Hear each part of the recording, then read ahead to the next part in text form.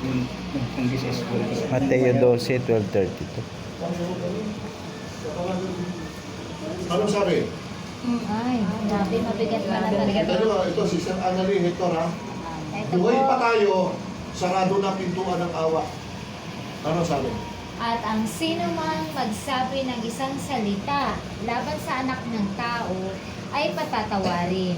Ngunit ang sino mang magsalita laban sa Espiritu Santo ay hindi patatawarin maging sa panahong ito o sa darating. Kita mo, ngayon pa lang wala ka nang kapatawa. Nakatakot siya. Buhay ka pa, wala ka nang kapatawa. Bakit? Hindi na ba Yung Spirit? oneness at unity. Oh, yan yun.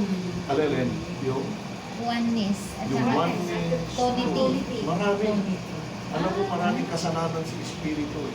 Tapos nilalabag pa nila yung mga ano ng salita Oo, yun ng yan. Diyos. Oo. Kahit alam nila ang katotohanan. Wala daw Trinity. Alam Tulad niyo sa ba, Bible ng mga saksi, isabat naman pala, sabi, wala sila mabasa. Ayun. Nandun din lahat ng pinagbabawal na pagkain. Pinabasa ko kay sa Biblia. yung sabi,